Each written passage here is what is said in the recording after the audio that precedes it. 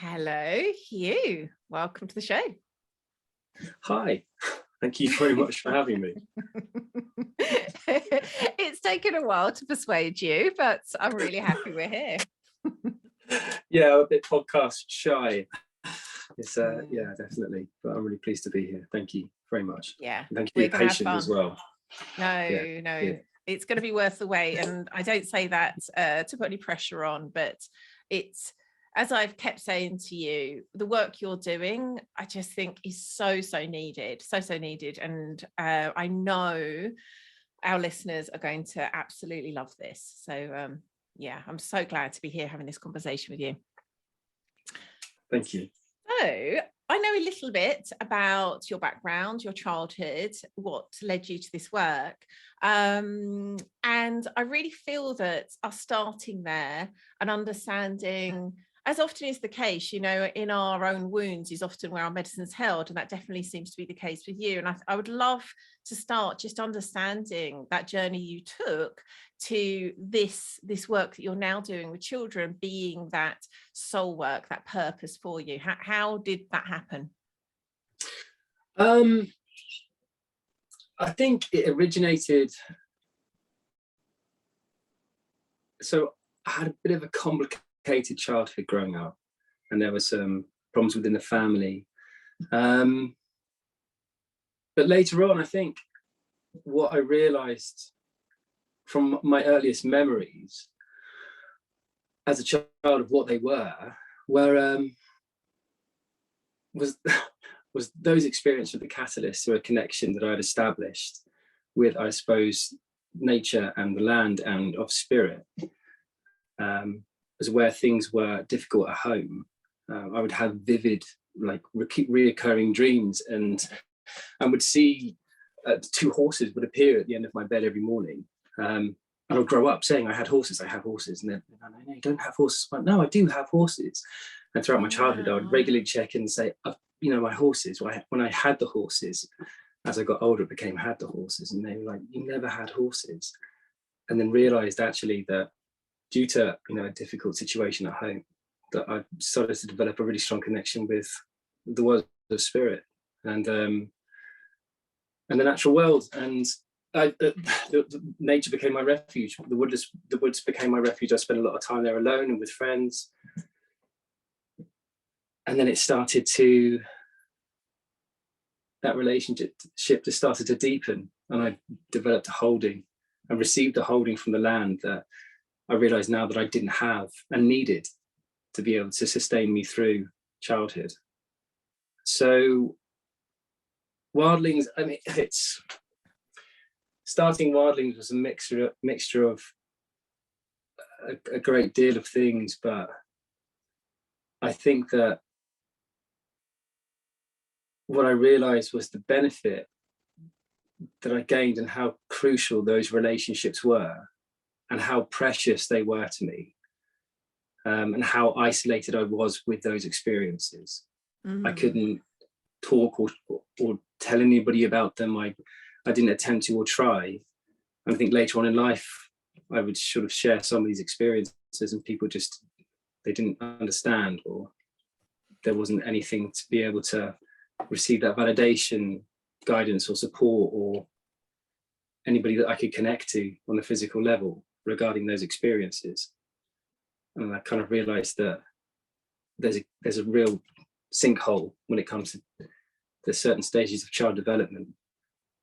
And that's, I think, when there's a critical disconnection that takes place, the beginning of it. And that's why I created Wildlings, to try and bridge that connection.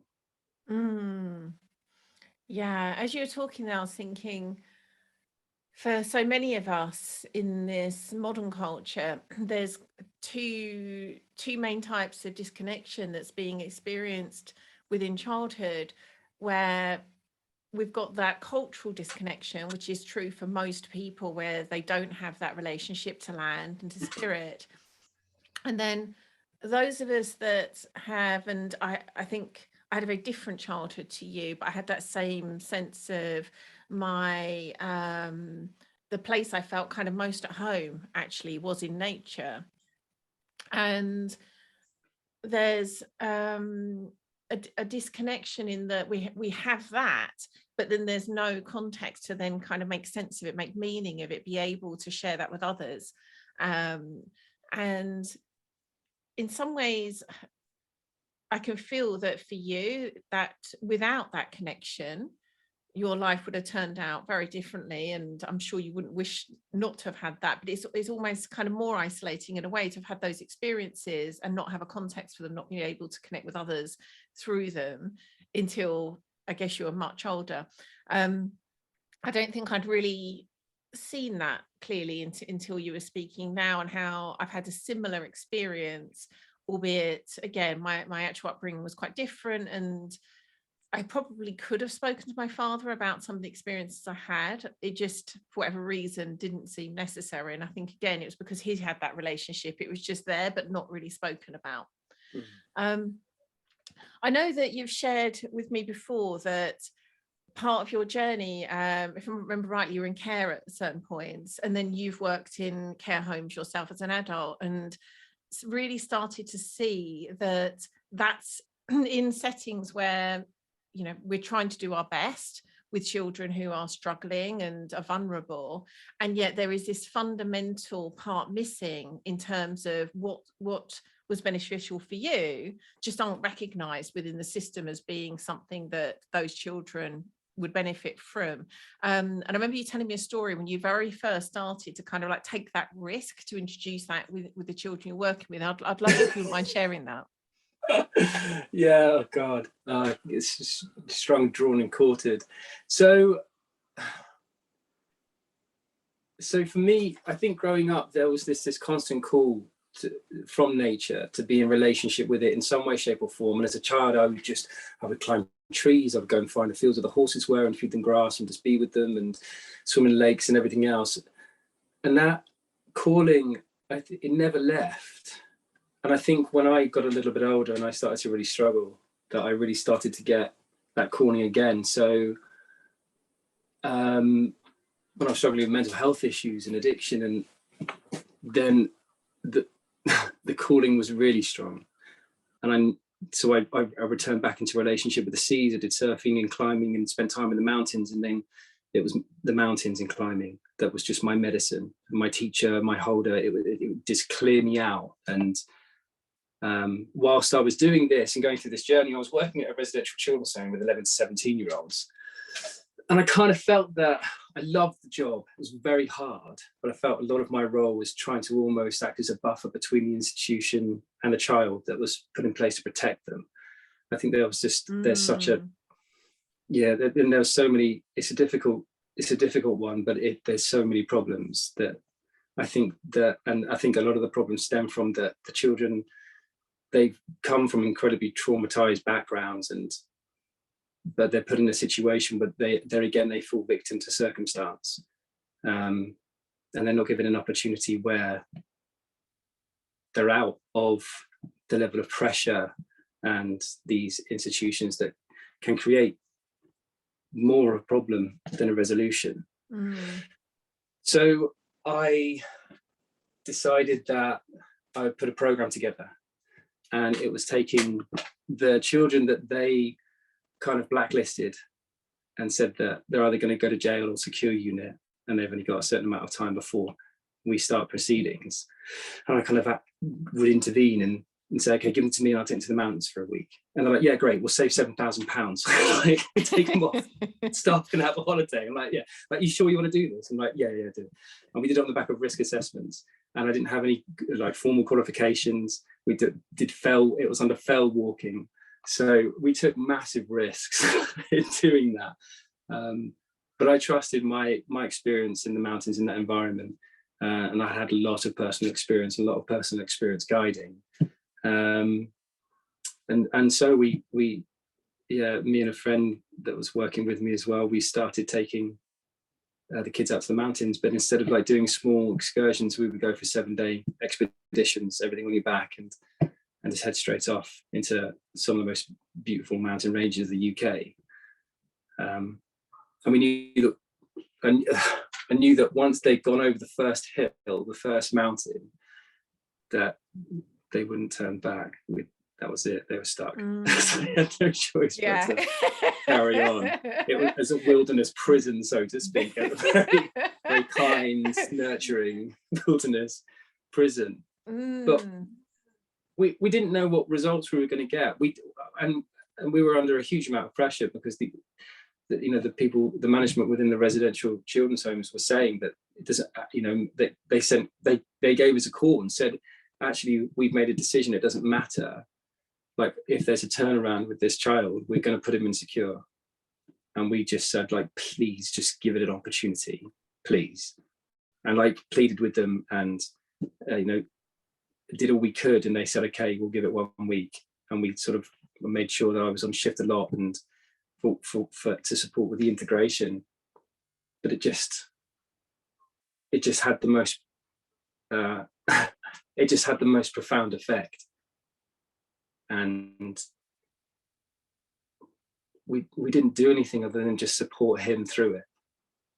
And it was just remarkable to have a child that had gone through so much trauma for such an extended period of time, been failed by his family, by the system, and then you took them off into this environment and just made sure their fundamental needs and they were okay. But just watching this miraculous healing take place with just them being in relationship with the land and doing something like that. And that was it. That was the spark. And I was just like, this works. I need to know why, how, and because it was the same for me personally. And I was like, okay, this is my medicine. This is what I need to do. And then just went on a mental journey trying to qualify and everything, so we didn't get arrested if we had an accident.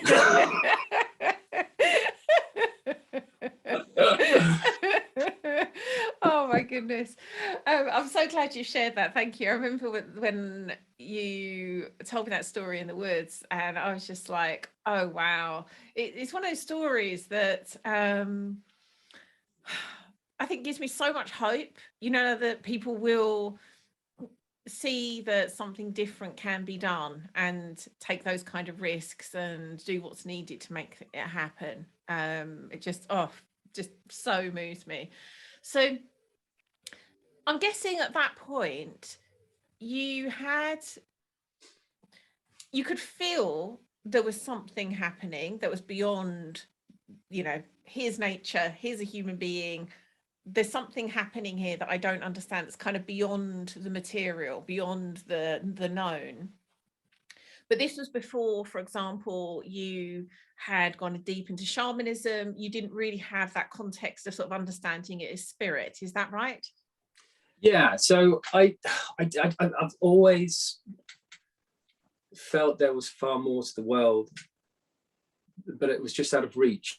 I would go and do really extreme things and almost initiate myself by going on these expeditions alone that I was really very ill-equipped to do. There's a consistent theme here.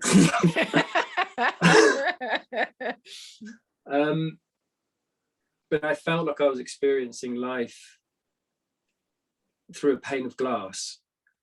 There was just something that I couldn't connect with, and it was so frustrating. I could see it and feel it. Where before, I think in my childhood, it was slightly different. There was more of a bridged connection, and I thought that I was okay. I was sort of in my getting to my, I think about sort of 29, and then I realised that actually I really wasn't, like what I'd gone through in childhood and everything else that had taken place after that, surviving and situations that have sort of arisen. I realised that I wasn't doing okay. I was kind of holding myself together. I was surviving. And so I went to see a lady. I'd called the first person in the area that was a psychotherapist. And I spent 7 years on the most profound journey with her. And she turned out to be a shaman as well. So and you didn't know that. So it really I was had no idea. Yeah. Okay. Yeah, Sounds very much like spirit had its hand in that. Yeah, just a bit. I'm very skittish. I'm like a horse. As soon as anyone puts a foot wrong, I bolt. Regarding those sorts of situations, like being very open and vulnerable in therapy. But it was remarkable, and I started having these experiences during these sessions where I would kind of go beyond just I think, my own stuff and have these incredible, what I realized was shamanic journeys, encounters with spirits, and soul retrievals that I was doing with myself, with the support and of a psychotherapist. And I was coming out of these sessions and saying, like, God, this happened, and I had this incredidu vision of this, and when I'm this, and this animal appeared and it merged with me, and I saw my grandfather, and I was crying, and it was great. And people are like, what are you doing, Huw? This isn't psychotherapy. I'm like, no, it's legit. It is. It's like, just really qualified. It's like, totally is like, dude, what you're talking about is like, are you taking acid? I'm like, no, it's tea or water, and then we talk, and they're like, no, it's not. This isn't psychotherapy. And I realized that it wasn't, but what it was it was being held by a healer that had both foot in each discipline, in each world. But it meant that I hadn't there was no restriction to what it was that I could receive or where it was that I could go to. And I very much was just, everything about me was just wanting to being drawn back into the relationship with spirit. And so I was just inundated. And it was just, wow. It was insane. The most beautiful experience for about seven years every week. So she wasn't intending that, like, her work when she's engaging as a psychotherapist is normally more like traditional psychotherapy. It was that it was activating that, I guess, dormant gifts, those shamanic traits within you, just spontaneously, would you say? Yeah, it was. I mean, it's so the psychotherapy she does a core process psychotherapist, which works a lot with the body. So there was no leading or direction on that part at all. She's just a stone cold professional throughout, but because she is able to hold that space and has that relationship herself, I believe that's why I was able to go in and just into this safely held space and just go into whichever direction that I was led and drawn to go in. And that's why I was having these experiences. And I didn't know what they were. I was interested in shamanism and other spiritual practices and meditations. But it wasn't until I had a very specific journey with a blue deer that went on this incredible story with this wolf, and then it merged with a kind of this blue deer appeared out of my head. It was very overwhelming. And then, oh God, what happened?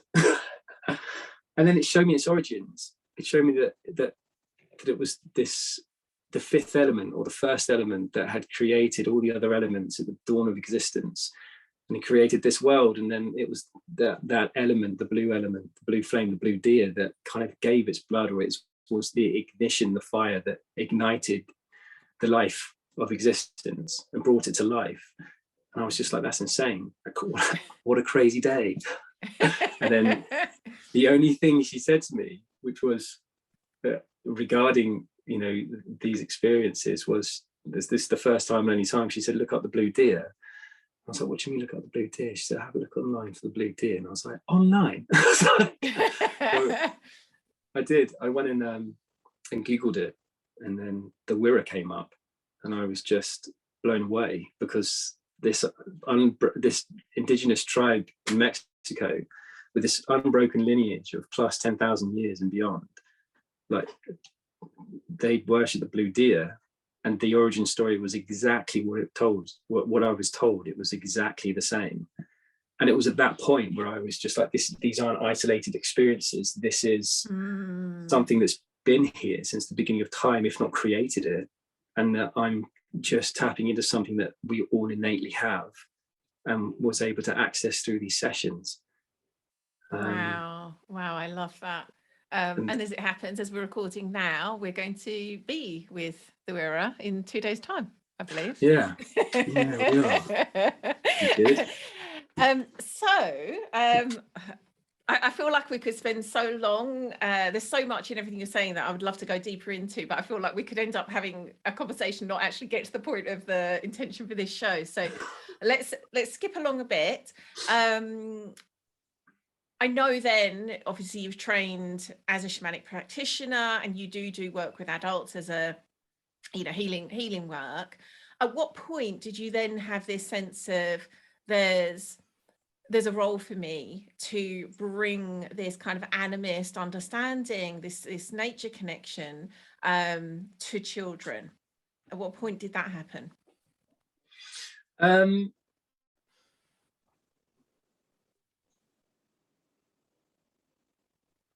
I think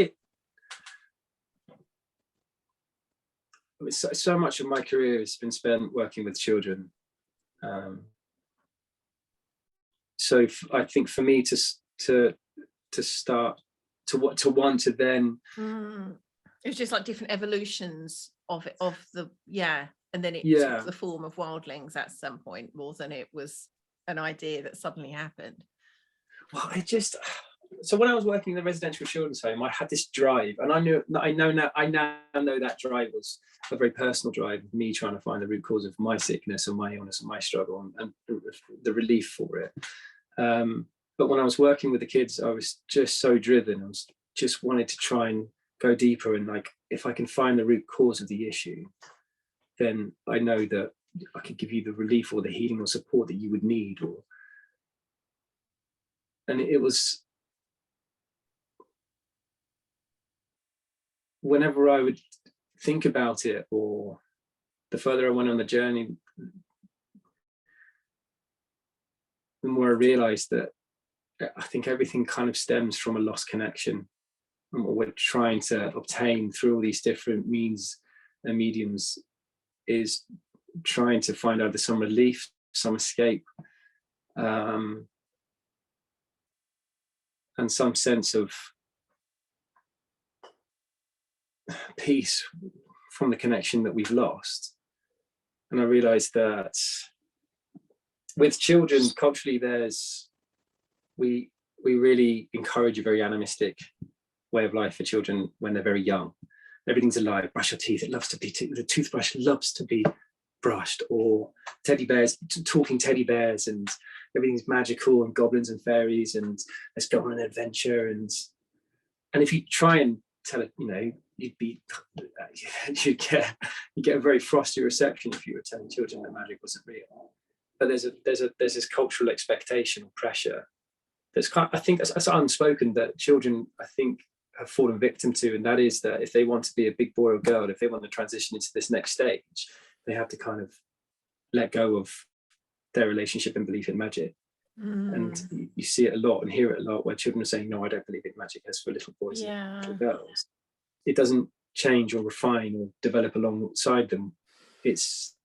So I kind of realized that at that stage also it's very important, because they're moving into a more embodied stage, and that's important that they do, that there is some more distance away from this really ethereal, lovely stage of development that they're in when they're young. Everything's very magical and interconnected, and that's crucial for them to be able to navigate and survive the world. But at the same time, they're disconnecting from something that needs to handrail the next stage of their development and then continue onwards. So Wildlings is an attempt to try and bridge that connection, and to try and find a means of meeting the children where they are and their relationship with it, and then being able to create an environment where they still have a means of access or validation or an opportunity to be able to develop these skills, and actually sit in an environment where they've got someone holding space that goes, no, this is real, and what you've experienced is real, and do you feel it's real? And they're like, well, yeah, kind of imagination, kind of in the physical, it's a bit in between. I'm like, but do you feel it's real? And I'm like, yeah, then trust it, feed it, like establish a relationship with it. It's yours, that's your world, that's yours. So that was the intention with Wildlings. Oh my goodness, I felt that so much.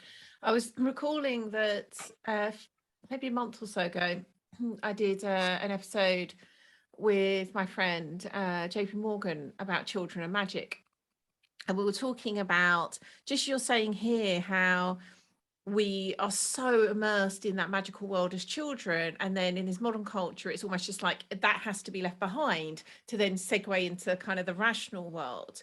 And we were talking about, you know, and it is, as you're saying, you know, there is a necessity for that in order to be able to function in this world where there's sort of certain, I guess, sort of cultural agreements as to like, this is how reality functions. And it's like, how do we create a context where both can coexist? And it's paradoxical and it's not easy. And yeah, more and more that seems to me to be what's required, that we can have a place for both. That comes to something that I wanted to explore with you, which is what I really saw when you and I first started talking about your work, was how there's definitely been a growing movement in terms of creating and supporting and continuing that kind of nature connection with children. I was just sharing with you that my children have been going to a wilderness camp for many years now, and they're going next week, and it's a kind of day of doing, you know, building huts and fires and foraging and all things like that, all really wonderful things. I absolutely love the day there, and I think there is a real place for it. And what I really saw clearly in that conversation with you is it's kind of, to a very large extent, devoid of magic. It's almost like, for you and I, we see like that's the place where magic is like most tangible, most alive. And yet, interestingly, again, because it's this kind of rewilding sort of childhood thing, it's happening in a culture that's also devoid of magic. Even that is. And I didn't really see that clearly until you and I had that conversation, where you're like unashamedly kind of magical in the way that you're bringing children in contact with nature. It's like infused in it. It's like the same. It's two sides of the same. It's not even two sides of the same coin. It's just the coin is that. And that for me was one of those moments where I'm like, oh wow, yes, that's what's really needed and missing. And perhaps we needed that kind of stepping stone back in this direction of kind of just recognizing like, oh yes, you know, it's really important for humans to have that connection with nature. And if we stop there, we're missing out on the, I guess for me, what the real benefit, the real gift, the real connection that's possible there. So I'd love to hear your thoughts on that, because that's for me the like real, like that's why what you're doing is so important. Wow, yeah, I couldn't agree more. It's I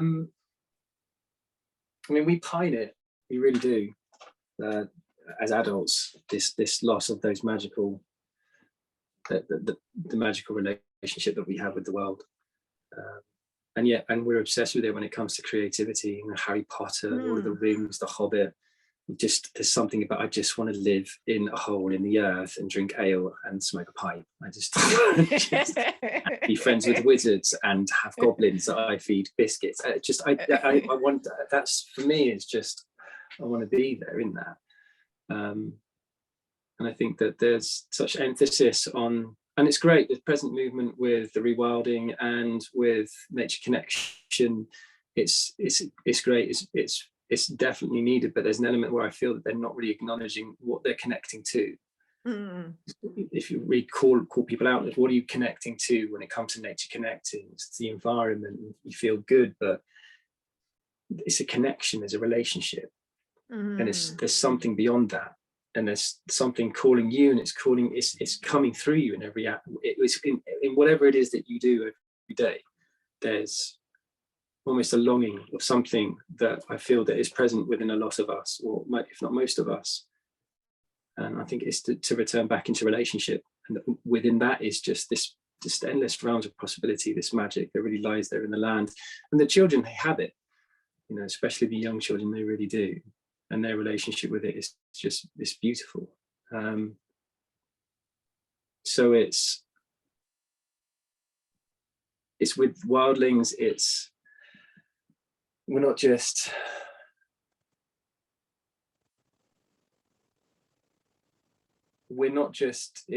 about the physical aspects of learning about their environment and nature.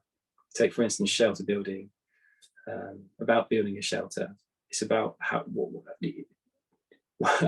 life be like if we didn't have shops, if we weren't going home, if you didn't have a car, if you weren't going to go back and put on your flip-flops and eat jam and watch TV. this is where we lived. So we're building a shelter now because it's a temporary accommodation, because we're going to go back to civilization, what we call civilization. But what happens if we don't? And like there's examples all over the world, they're still doing it now, this incredible balance that they still have, and not all of them are perfect. Obviously they're human, but at the same time they don't have an alternative. So with Wildings, I wanted to take it one step further, where we would be, let's give them an experience of actually creating a home, like a cob house, and start to change the way that they would see their relationship with the land as in their home. So is this making sense? No, it really is. Yeah, I was joining lots of dots for myself, and I was thinking it's I guess in comparison a fairly sedate example, but I was even thinking about when we were at the woods and have very little in the way of kind of mod cons, no electricity, and how powerful that is, like where it's for that period we're there isn't this choice. It isn't like, oh, I'm fed up now with being in the woods, I'm going to nip off home and have a sleep in my bed tonight. We're there, and that's the environment we're in. And that more and more for me has kind of allowed nature to be home. And I think there is something about that kind of immersion for a period of time that's needed for that to happen. Yeah, definitely. I think alongside that it's give them that opportunity to have those immersive experiences, but also to see the natural environment not as a Tesco's, but as a relationship, and one that's codependent and conscious of what you're doing to it. And when we go in there, and it's about going in with gratitude, we give an offering in the beginning. But we always talk about what's gratitude, why are we grateful? What are we getting from this environment?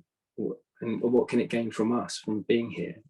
And I'll always maintain that the most significant offering a child can give is just their engagement with the natural world. For adults, we go with coins and flowers because we need a medium to be able to transfer something, to focus our attention. For children, it's just play.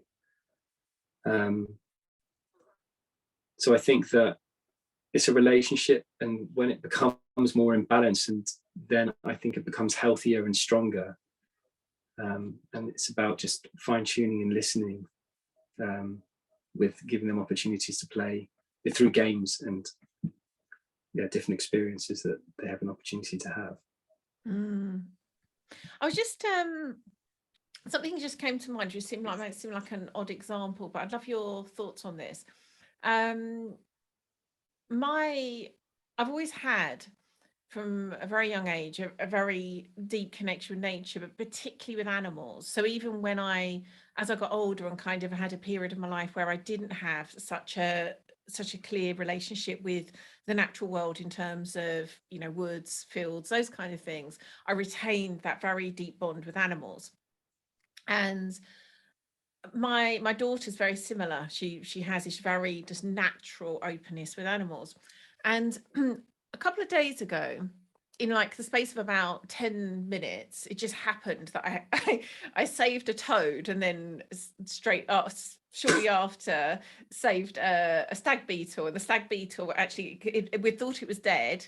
I'd moved it then came to life, and so I went to move it next to we've got like a kind of glorified wildlife pond, and went to move it. It came to life and pincered me, and I was kind of fairly it kind of shocked me in the moment, but wasn't really that bothered, if you know what I mean. It was like I've had far worse. And as I put it down, my daughter said to me, I really want to be like you with animals when I'm older, mummy. And it really hit me, because I was thinking, but she already is like that. And what an interesting, and I've been it's one of those things that's sat with me, and it keeps coming back into my mind since, because I was she's got that relationship, she's constantly with animals, insects, saving them, caring about them, thinking about them. She's already got that relationship. So it's a really interesting thing that she said that. And what's really coming to me, it's just come as we've been talking now, is that is a natural relationship that children have, and they'll have their own unique version of that because they're unique. But that kind of natural connection with nature, with magic, as we're talking about, is there already. But what they really lack is sort of adult modeling of that, adult guidance to continue that and see it, you know, adults still behaving in that way. And I think that's what she meant, as in, it shows me what's possible for me to still be like when I'm older, is my sense of what she meant when she said that. And I'd love to know how you see your role, because I think there's a place for being hands off and allowing them to have their own connection. But I'd love your thoughts in terms of like your role as that guide and model too. So it's a real fine balance that I'm trying. It is about balance. It's about being the teacher, the role model, and engaging in play and being silly and just free time and running wild, and bringing the mood up and down, and going with this flow that sort of is there, or latching onto that. But I suppose with my role for being in that role, so much is just led by example, really. And there's moments where they're just, they're running rampant and they can join in the activity if they wish to or not. And then there's moments where it's, okay, we're all going to come together. We're going to come together because we're going to give an offering, and just I'll give an insight as to why.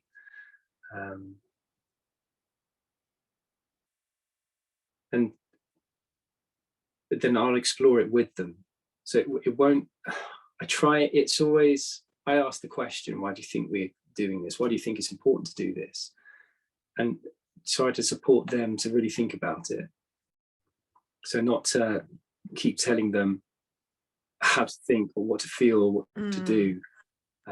This is so important that this doesn't become, this doesn't become about teaching children about an ideology. It is about making sure that they have an opportunity to experience things firsthand, and whether they do or don't is a different matter, but remaining neutral if they do, and not reinforcing like, amazing, you just had a shamanic journey with a wolf, that's crazy, high five, yeah, great, because then they're going to be, okay, cool, right, that's validation, he's going to want me to do that. And then it'll just be this like chain event of just all the kids going like, yeah, I saw a pony, yeah, and then it gave me like, we went on this epic ride, and yeah, it's great, and I saw a cow and a sheep and a dog and a fish, and they're like, okay. And it's, they're trying to please, or they're trying to get it right.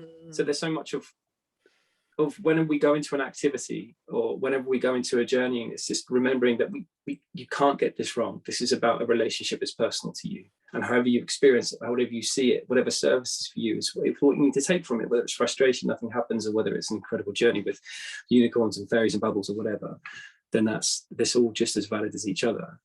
And I try to keep it as light as possible, and just by being silly and being ridiculous. And that is very much my default setting. I really do thrive in being an idiot. But it's trying to strike the balance of being like, no, this is important. Let's come together as a tribe, let's come together as a family, and really show our appreciation for everything that we're getting, everything that we've gained, everything that we've got. And understanding that we're not alone in this world, and that we're so lucky to be here, and let's really honor that and give this offering to this beautiful woodlands that is precious, that is dwindling, that we are losing, that we need to really see the value in, and really see our place within this natural world, to preserve it, to become guardians to it as we should be, as we were born to be, I believe. Yeah. So it's a juggling act. No, I love that. I love the example you gave about kind of not, I can't remember the word you used, but almost like not making too big a thing of the experiences children have. And I was thinking, I love that you said that, because I don't know if you're familiar with the work of Alfie Cohen, and there's an amazing book he wrote called something like Punished by Rewards. And it's all about that kind of sort of punishment and reward system that we have culturally, particularly with children, but we also, you know, often do the same with adults as well. And it's about intrinsic motivation versus extrinsic. And I read it years and years ago when my children were tiny, and it was talking about how if you, for example, if a child draws something and then we kind of latch onto it, like, that's amazing, that's so good, how studies have shown that as we do that, it actually lowers the child's intrinsic motivation, enjoyment, and natural kind of absorption in things that were bringing them delight, and they become this kind of performative, like, oh, I need to kind of do a great drawing to get that praise, and, you know, so that all the stuff that starts to then come, you know, performance anxiety and pressure and all of that gets in the way of something that was just very beautiful and natural. And what you've just said is a great example of how we can also do the same with, again, these gifts, these openings, this connection that we have in this instance with spirit. We can do the same thing with that. And I notice in shamanism, whether that be our own teachers with us, like, say, for example, Jez with me, or when I'm working with students, I think that's so important also to bear in mind, you know, how we can glorify these experiences and then create this sense of, like, this is the right way to experience it, this is the wrong way, oh, that person's had this amazing experience, therefore mine isn't as good. And I think this is a really important place to bring awareness, how and I know that can be also annoying. Like, sometimes I get the sense that my students are almost just like, why isn't she giving me more praise? Like, I just had this incredible journey. Like, why isn't she, like, you know, acknowledging that? And yet I know how important it is for people to be able to have their own experience and to create their own meaning from that. And I really love the way that you've brought how important that is when we're introducing children to this, how this can become otherwise another form of sort of pressure and praise and performance. Yeah, absolutely. I think the one thing we try and really celebrate and focus on is celebrating who they are in every aspect, or when they're struggling, or when they're down, or when they're up, when they're high, when they're helpful, when they're not, just in all of their beauty and perfections and imperfections. And that's something that we really celebrate. Try and do it on a one-to-one basis, which can be tricky at times because there's a lot to hold, but I just think that that's really important. Just to check in with them. How are you finding it? Are you enjoying it? What are you gaining from it? What do you think's weird? Like, there must be stuff. What do you think's great? Like, what would you add? And then also the small part at the end is like, thank you for attending, thank you for what you bring, and thank you for you being you. But I think with working with children,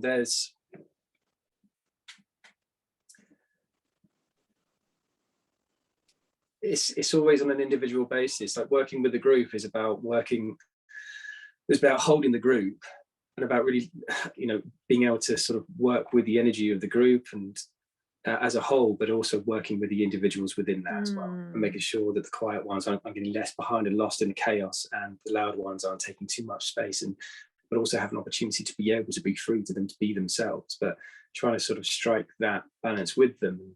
And when you do get children that will come in and they want to continuously help them. What can I do? Can I do something to help you? And it's like, that's wonderful, thank you.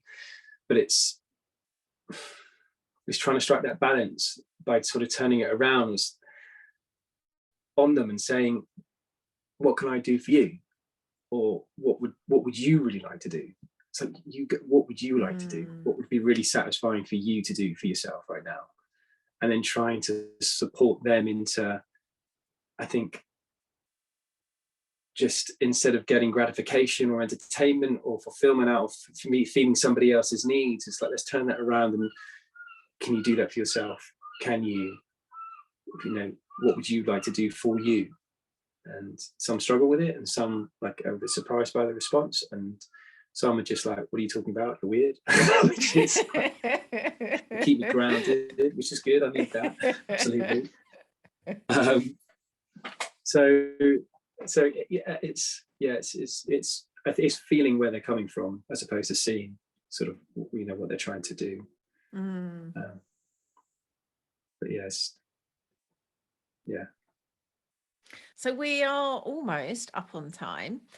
For listeners who either are parents or have children in their lives, that they're feeling this sense of like, oh wow, hearing this, it feels like something that I'm feeling called to include in our lives or go deeper into in some way.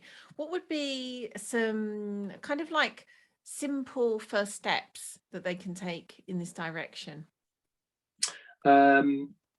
Ritual branding is always a good one to start with. Just family emblem, or mum and dad My was. mind was taking. I was thinking, I must have misheard that. Like, what did he mean? What do you mean? I know, No. you really sold the nod as well. You were just like, okay, yeah, great, yeah. Simple what? Like, hang on a minute. Can't stand by that. No.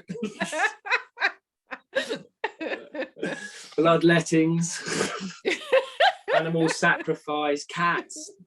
Come on, who doesn't at times want to sacrifice their cat to the land? So things that can be done and things to do. I think start as a family. I think start lightly as well. Depends on your relationship with it and really how comfortable you are, but I would start on just the 4 pillars, which is the 4 elements, and those your relationship with them, and how involved and how much are they involved in your life already. But the main thing I would say is go if when it comes to sort of doing this for the children, how can I give more opportunity for the children? Follow their lead, like trust them. They know what it is that they need. If they're wanting, if they're 7 and they're 5 and they want cigarettes, coffee, and chocolate bars for breakfast, then don't take that lead. Obviously, there's a balance, isn't there? But I spoke to Ada yesterday and I was like, what do you really like? Do you like making fires, or do you like building shelters, or do you like mud, or do you like going swimming and playing in water? And she's like, I like water and mud. And I was like, oh, amazing, water and mud. Okay, we'll do more water and mud, and then we're going to do more water and mud. And she loves giving offerings, and just wherever it is that you go to the beach, just stopping for a minute and going like, let's give a penny, or let's find a lovely stone to give, and just say thank you. Why are we grateful and thank you? And just really just acknowledging that reciprocal relationship and how much you gain when you go to a place. So it's opening, giving them the opportunity to open up, but also giving them the opportunity to be grateful, to show their gratitude, to give offerings. And it's something that the children love doing. It's something that Ada, my 3-year-old, she loves doing. And we love doing together, and she does it with such heart. There's such integrity when she does do it. It's inspiring for me. I love that. It's one of those things. I think I've seen, for me personally, but also so many others, how as adults having a practice of regularly giving offerings on its own is so profound. And I love how that's just something that if we were to raise that next generation with that being just part of their life, that on its own would change so much. Yeah, it would make a massive difference. I think to our lives as well, to acknowledge actually what we're going into and what we're gaining, and that there's something there beyond the physical appearance of it. I can't remember who said it, but what was it, their quote? Nature is the visible face of spirit. And I've experienced that on very different levels and degrees and different states of mind as well. And it really is present, but it's not until you cross that threshold to really believe that it is.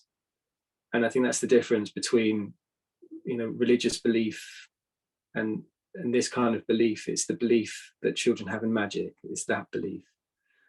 There's no expectation.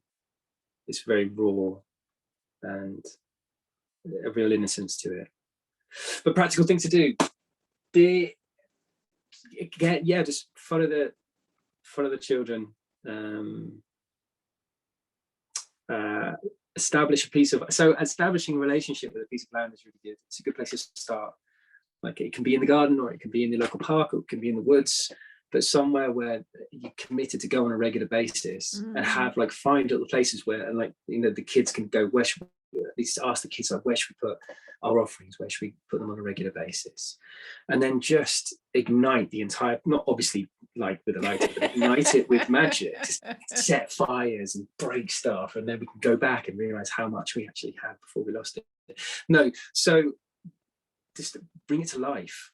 And like, with stories and fairies and goblins and all the bogs, where do you think that you know, the creepy, grobbly, like skanky, minky creatures would be dwelling and living in the bogs? And you know, the fairies be sort of fairy kingdoms, and for the older children, it's, you know, it's pitching it to the right audience. It's whatever they're going to be more interested and drawn to.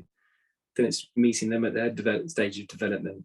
You tell them the more gruesome folklores about these mythical creatures, and like why, and why cultures today still regularly, you know, feed the spirits of these creatures and still have a relationship with them, and also shelter building and all those different kind of activities that would be a good place to start with.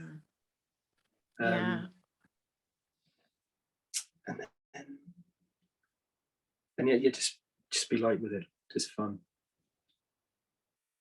Yeah, I love that so much. I'm already thinking of some things that I'll do with my children this afternoon now. So thank you. It's very timely.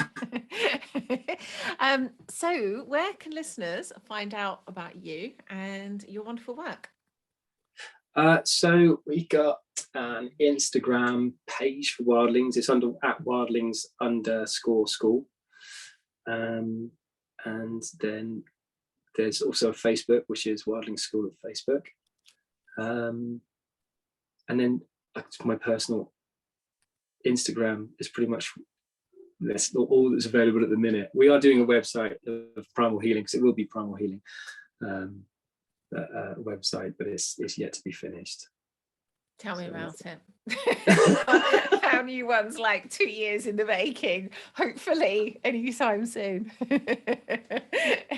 Yeah,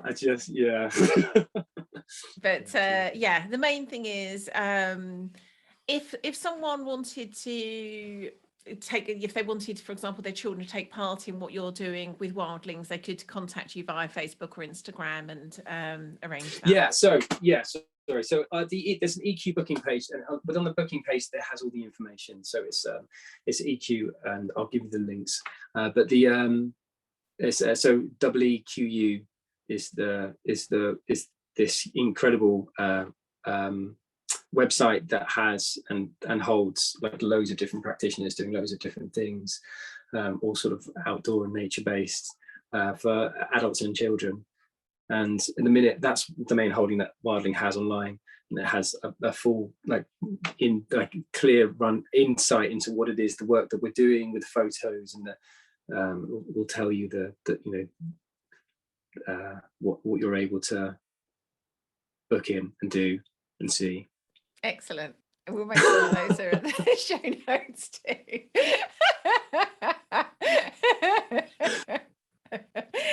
Well, thank you, Huw. This has been a delight. Thank you so much. It's been an absolute pleasure. Thank you so much for having me. I really appreciate it.